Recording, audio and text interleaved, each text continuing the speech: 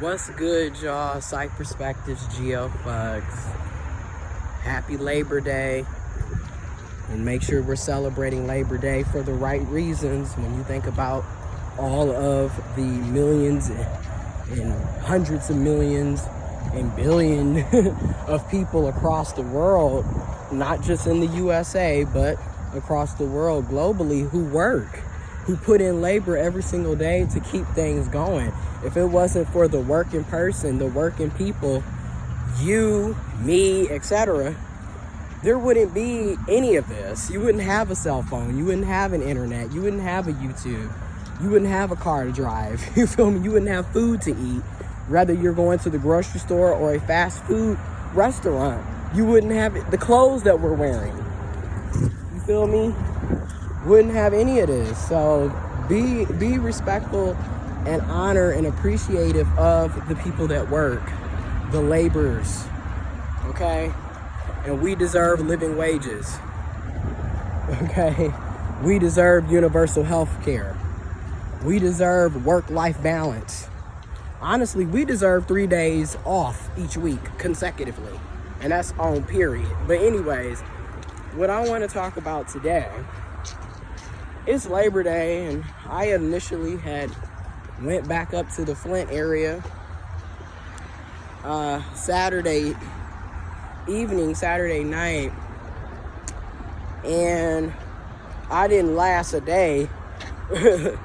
Literally, I didn't last a whole 24 hours from getting there before I needed to head on back.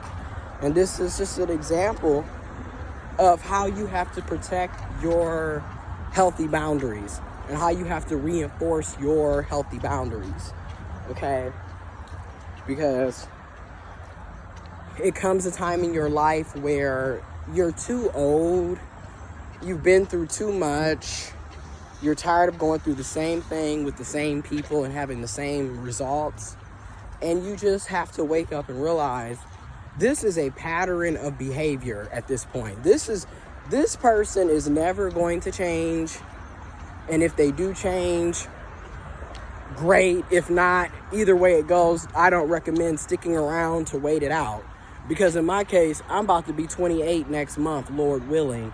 And I've been dealing with this for almost 3 decades. At this point, this is a pattern of behavior for that person. And we already know who I'm talking about. We're talking about my grandmother today. And this is what I mean by, when we talk about narcissistic black women, narcissistic feminine people, it's no different than when we're talking about narcissistic men, narcissistic black men, narcissistic fathers, narcissistic masculine people. They're narcissists. It doesn't matter what their gender, it doesn't matter what their race, it doesn't matter what their sexuality is. They're toxic. These people have a track record. This is a pattern of behavior. This is pathological.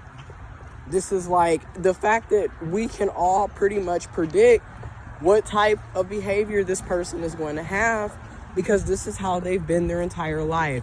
And what's crazy about it, Friday, when I got off work, I called my mom, and we talked on the phone for almost a full hour, which is unheard of with us. Normally, 5 to 10 minutes, you be ready to get off the phone, especially with my grandmother.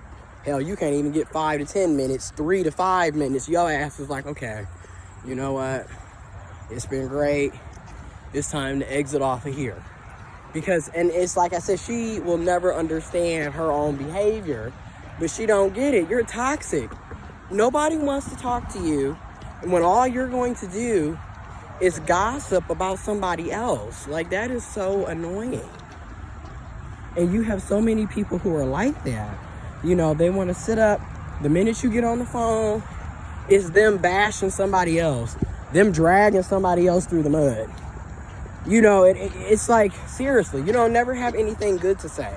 You don't never have anything positive to say. All you're doing is talking about death, sadness, what somebody else ain't doing right from your perspective, and you talking behind everybody back. You get on one phone, you get on the phone to talk to one sister or brother, and then you talk trash about that sister or brother to the next sister or brother. It's like, and then you're telling this is something that I never understood growing up too. You always would hear my granny and other adults in the family stay out of grown folks' business, but the vast majority of the time it's grown ass women. Let's just be real. It's grown ass women telling grown folks' business to the children in the family. Let's be real. A lot of this stuff my granny would be telling me and talking to me about, I had no business knowing about. I'm a child, and you're sitting up here having adult conversations and telling me about adult information, but then you have the nerve, the audacity to sit up and want to get on the children about staying out of grown folks' business when it's grown-ass women that's telling the children the grown folks' business in the first place. And again, why are you having grown folks' business conversations in the presence of children? How about that? And why are you telling people? Because, like, it's like looking back at a lot of the stuff that my grandmother has said and done. You know, I'm going to always love her. She raised me. But at the same time, I'm not justifying toxic-ass behavior and abusive behavior. Because what took place yesterday is a prime example of the narcissistic abuse that our family has had to go through for decades, and it needs to be addressed. You know, you constantly keep up shit. We can't even have, you know, a family get together even before coronavirus. We can't have dinners. This is why my uncle every single holiday, he conveniently is never available. And this is why, and I see why. You know, when we was kids, we didn't really understand why certain family members didn't want to come around, you know, never visited. And now I get it. Because I'm getting there. I'm at the point where I'm like, nah, I'm not trying to waste the 1 3-day weekend that we get. You know, the last 3-day weekend we had was 4th of July. You know, it's been 2 months since we had a 3-day weekend. So, no, ain't nobody trying to waste the last little moments that you do have to yourself dealing with somebody that's going to be making your day and living hell. And that's exactly what took place. Couldn't even be there for more than 24 hours before I had to get in the car, get my shit, and head back to the crib. And I did. Y'all. And everything was all planned out. But let me get back to the original point. That Friday night, me and my mom was on the phone for 59 minutes. Almost a full hour. And we're talking, and my mom was like, well, don't be surprised when it go left. You feel me? In other words, don't be surprised when Granny say or do something that's going to be disrespectful and rude, that's going to cause some type of outcry, and people going to leave, be upset, be mad, be angry. You know, like I said, a narcissist, it's like they have that itch. Everybody can't be together smiling and happy. Everybody can't be joyful and peaceful. Not with a narcissist. A narcissist is going to have that itch. And when that itch comes in, they have to say or do something to cause an uproar, to cause some animosity, some anger, some frustration, a disagreement, some negativity. They got to do something or say something. And lo and behold, and my mom was like, don't be surprised. I'm going to just give you that look and you're going to know exactly what I'm talking about. And I'm like, right. Well, we didn't even get to that because Granny's toxicity is cyber. It's like she's cyberbullying now. So she don't even have to physically be there. What she does is she does all this phone calling shit, and then she wonder why nobody picks up the phone when she calls. Nobody wants to hear your negative ass shit. And that's really what it all boils down to. Nobody wants to hear it. And every time she calls, she nags. You know, she freaking out 24/7. And a lot of this is about control.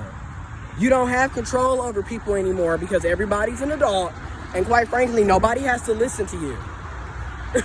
That's what narcissists keep forgetting. This is why, another thing that I've noticed dealing with my granny too, and other people can probably attest to this, narcissists want control. This is why they financially abuse you. You know, they're always trying to manage your money and tell you how to spend your money and what you can do with your money, you know, or they're using you. Like, just with all due respect, I love my granny, but case in point, I was used to renovate the house, and I don't even live in the house that I renovated. You feel me? I'm sitting up here getting the damn bathroom remodeled, the den remodeled, bedrooms, 2 bedrooms remodeled, getting the back together, getting that remodeled. And I don't even live in that house. Same thing she did to my mom with another one of the rental properties. She put in my mom put in over $14,000 and into the house to get it renovated. And then granny come back and done took the property from her. So this is what I'm talking about. You talk about everybody else, you're a user. You are a user and a manipulator. And you always want to sit up here and play this damsel in distress. Oh, I'm just a granny. I'm looking out for my children and my grandchildren. I'm looking out for my family. I'm the martyr. I can do no wrong. Again, this is exactly why my uncle, every time a holiday comes, he's conveniently he's not around. He's in California. He's in Chicago. He's in Atlanta. He gone. And I don't blame him. Because again, what's the point? You finna get cussed out, belittled, disrespected. You know, she about to bring up some old shit that happened 10, 20, 30 years ago. She about to say something rude. You know, it's always something. So, again, you in your best interest not to even participate. So, what she did yesterday, I had already told her, I'm up, I'm about to go and get your ham hocks and get your greens and get you some wine, whatever. And that's another thing. Every time you go over there, it's always some type of mission that has to be done. Like, nobody can ever just, like I said, there can't be calm, there can't be peace, there can't be relaxation. Everybody has to be up and moving and active. Everybody has to be running a mission for her. Okay? And this is also why a lot of us in our family, when I look at my mom, I look at my uncle, I look at myself, we have anxiety and PTSD because of her too. You know, nobody really knows how to calm down and relax. Everybody's on edge. And you know, you really want to know why we have anger management issues. The apple don't fall too far from the tree. Look at you and Papa. You feel me? Let's really be real. And then my thing is, all she does is aggravate and agitate and instigate shit. And then when somebody flips and starts yelling and gets upset, then she wants to sit up and do the emotional, she's crying and dramatic after you done set up and push the person to the edge the whole damn day. And I'm gonna say this, no, I do not condone violence of any kind. I do not condone domestic violence. I do not. While at the same time, when we're dealing with narcissists, we need to just keep it real. There are narcissistic women who purposely say and do shit to agitate folks, and then conveniently want to play the victim when the police are involved. Now you're the battered woman, you're the battered wife, you know, the battered girlfriend or the battered partner. And men do the same thing. Narcissistic men do the same thing. Okay, now he's the battered husband, the battered boyfriend or victim, whatever, even though they done instigated, they done pushed you to the edge, they done said shit, they done hit you, they done physically assaulted you. But like I said, they are master manipulators. They know how to put on a role, put on an act. When the police are involved or authorities are involved, all of a sudden, they're the victim. They've been beat. They've been abused. They are master manipulators. But anyways, back to the situation at hand. I went to go do this and I got my hair cut. Because again, I don't live in the area anymore. I'm an hour away. I'm not coming here every day. And quite frankly, I'm not coming here every weekend. No. So when I'm in town, I try to catch up with people. handle business that I need to handle while I'm here before I head on back down. So I went, got my hair cut. Shout out to Shayla Dukes, S. Dukes in Flint, Michigan. Okay. Always gets me together, gets me right. I'm appreciated. Shout out to Shayla Dukes in Flint, Michigan. Umar Johnson style, we gotta repeat it, you know. But I went, got my hair cut, went to the grocery store, got the things that I needed for Granny, dropped, and then I came back because I was like, well, let me drop this off so she can have her wine and start cooking and getting ready for the Labor Day meal. And I did that, and then I headed on out to the big house to see my mom and uncle, take care of some business while I'm out there. And then also I took Mercy, so Mercy could see Sophia, which is our other family dog, my uncle's dog, which is basically Mercy's little cousin. Mercy basically a year and a half, 2 years older than her almost. And man, we was out there for less than an hour because, as usual, like I said, the cyberbullying, the technology has improved narcissistic abuse because a narcissist is going to use all the tools in their toolbox to abuse whoever they got to abuse. Granny is a master manipulator through the phone. And as usual, her negative energy, she brings, whether it's cyberly on the phones, I just feel like the shit is energy, it's spiritual, it's everywhere. She calls once, as usual, about control. I'm just trying to see that you got there. No, you just trying to control. It's not that damn serious. Okay? All this, I'm trying to keep tabs on grown ass people. I'm almost 30. Okay, my mom is 50. My uncle literally about to be 45 on the 18th of September. We grown. So all this, I'm trying to check in with people. No, you trying to control people. You trying to keep tabs on people. That's what you're doing. And then, okay, you called once. I already told you I'm out here. Why did you need to call back? Literally hung up maybe 15 minutes later. Maybe 15 minutes later. I'm going to even be fair. Maybe 20 to 30 minutes later. She calls back.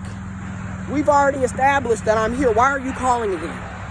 Now she's talking to my mom. Here she go, talking about some negative, sad news. And then, as usual, the dead naming, the misgendering that I have to constantly go through. And I'm going to be honest, as a trans person, you get tired of dealing with the misgendering and the dead naming. I'm going to do a separate video on that. But you really get tired of it. Especially when you've been out the closet for going on 2 years. And then before I came out the closet as trans, I had already came out the closet as gender fluid back in like 2013, like it's been a while. So you've been knowing these things. And you purposely continue to dead name and misgender, and then you have the audacity to wonder why nobody wants to talk to you, why nobody wants to spend time with you. And that's not the only thing that you do. You've been toxic, you've name called, you've belittled. You wonder why we don't have self-esteem, the whole damn family, your kids, your grandkids. It's because of you. Shit, let's be real. You are a toxic, bitter ass woman, and you're constantly bringing your problems and your toxicity and dumping it off on us. And you hold major resentment to your children because you didn't like Papa. You didn't like the person you was married to. But guess what? That's your fault. You chose to stay with that person for 38 years. Shit. Well, ain't nobody finna be feeling bad for y'all. I'm so sick and tired of these stupid... I'm tired of these toxic ass black women. And these toxic ass black men. And really, these toxic ass cis-het black people. Because it's you. You the one to have the kids that you don't want. You the one to go and get with these ain't shit niggas and bitches and procreate with people you have no business procreating with. Now you sitting up here with all this hate, animosity, bitterness, and resentment towards the children, towards the grandchildren, towards your partner, towards your life, and you want to take out your toxic ass shit on everybody around you instead of the person who hurt you in the first place. You a damn coward. Shit. But anyways, here we go. They on the phone. It's getting a little heated. My uncle, he conveniently in the garage. I'm in the main area of the other house. Here go my mom. Now she's getting emotional and crying, and I'm like, and I'm hearing the mess on the phone, and I'm just like, you know what, Mom, I love you. I'm gonna head out. Oh, but no, I'm about to head out because I don't feel like listening to you, and I don't feel like listening to her, and I don't feel like being around y'all. And this is another reminder of why I do not come to visit. Okay? This is another reminder of why I do not care to be around my family. And it's sad because here we are, people are dying, we losing family members left and right. We've been losing family members. I mean, the past 10 years has been funeral after funeral after funeral. People are getting older. We're in the coronavirus pandemic is ongoing. But shit, your mental health needs to be a priority. And if that means that you have to distance yourself from your family, from so-called friends, family members, etc., then so be it. My mental health is a priority to me. I don't do that shit no more. And it's so beautiful being able to have that outlet, to know that it's a privilege. It's a privilege. I'll own up to it. It is a privilege to be able to have that outlet where you being disrespected, but you have the privilege, the resources to leave. I left, bro. I got in my car so quick. Went to the other house, got my shit, and left. No explanation. Ain't nobody finna be. First of all, don't nobody owe no explanation. And your toxic ass know why don't nobody want to talk to you. And don't nobody want to be around you. It took me moving and getting away to finally see, like, damn. Like, I've been started noticing after being in therapy for over a year what was going on. But it's so evident when you not living there anymore. Because now, I don't wake up to arguing, fussing, fighting. I'm not hearing yelling and screaming. I'm not hearing somebody cussing 24/7. You know, ain't nobody slamming doors and marching out the house, driving off loud because they done got cussed out or they're angry or mad. You know, I don't have to listen to that anymore. Another thing is, it's clean. No offense to my mom and granny, but y'all are dirty. Uncle, y'all are dirty and nasty. Don't nobody want to walk in the house and smell that or see that. I'm just being real. I get tired of all that shit. You know, and it's just, and my house is clean. You know, it ain't clutter. You ain't got shit all over the place.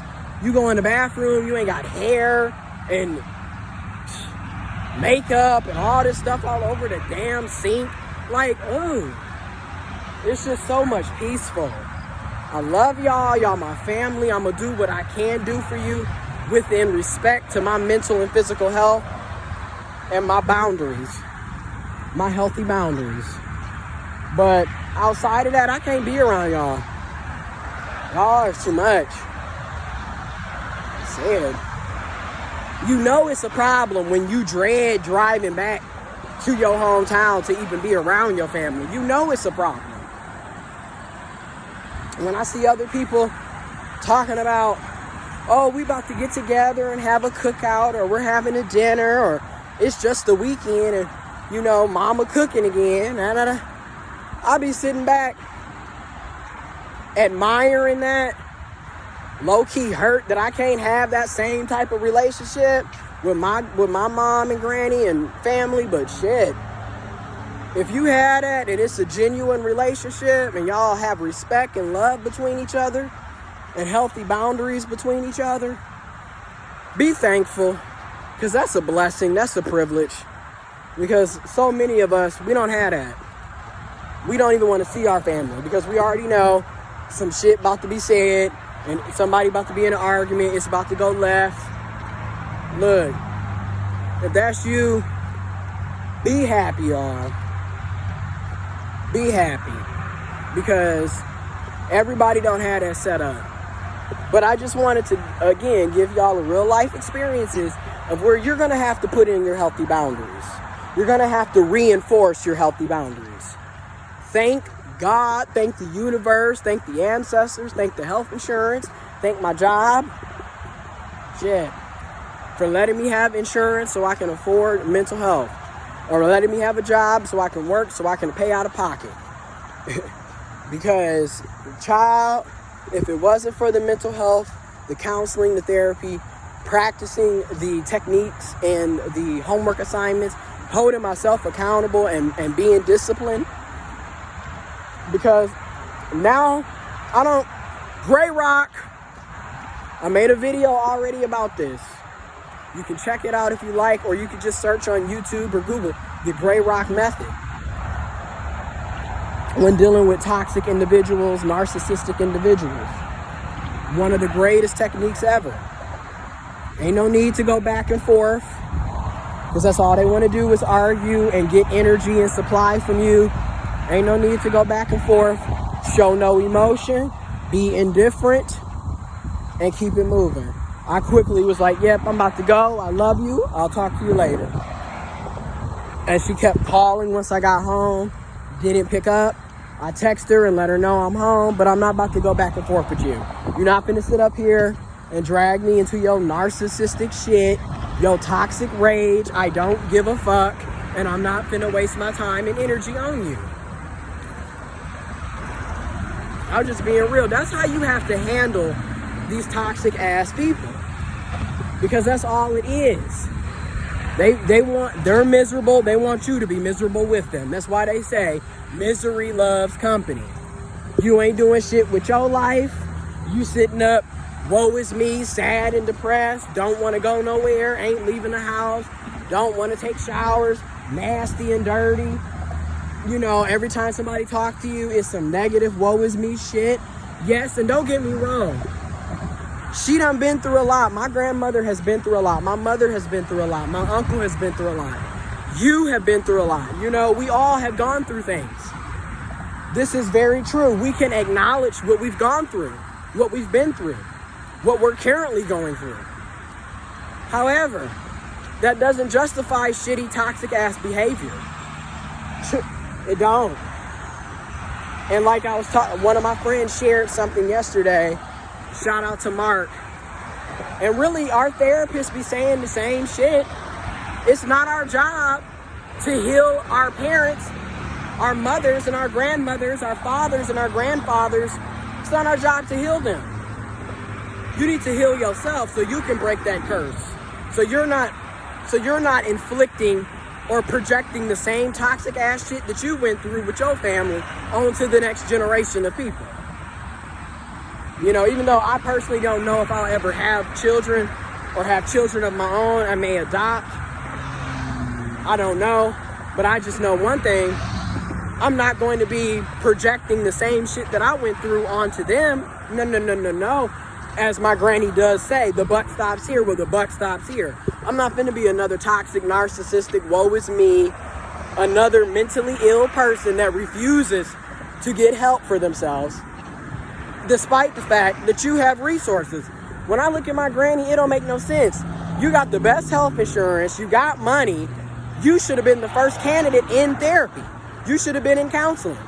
You should be on medication. Because quite frankly, your behavior also, you know, it resembles a person who's bipolar or someone who has borderline personality disorder, NPD, narcissistic personality disorder.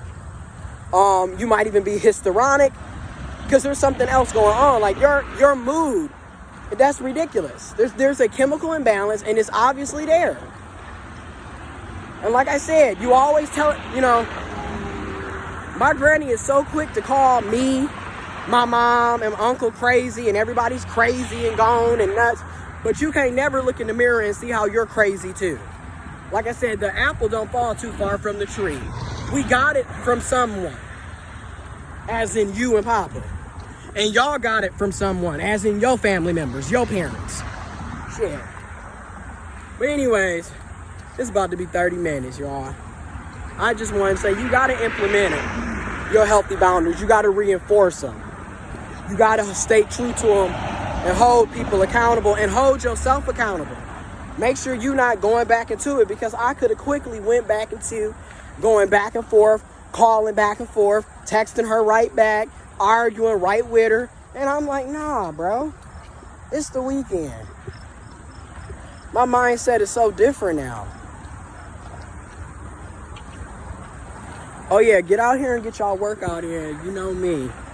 Even though the gyms are supposed to be opening in the state of Michigan, September 9th, I'm going to still do my regular cardio outside and do as much as I can outside at home and at home, just to do what I can to prevent the spread of COVID-19. But anyways, 31 minutes. I'm about to end this. Y'all be safe, be blessed, and be safe. Wear your mask. Please keep your mask on if you're around a bunch of people. Try to stay 6 feet apart, social distance. Wash your hands 20 to 30 seconds each time. Sing happy birthday. Scrub a dub-dub. Wash your hands. Get your hand sanitizer. Disinfect. Sending y'all love, peace, blessings, positive affirmations. I'm out.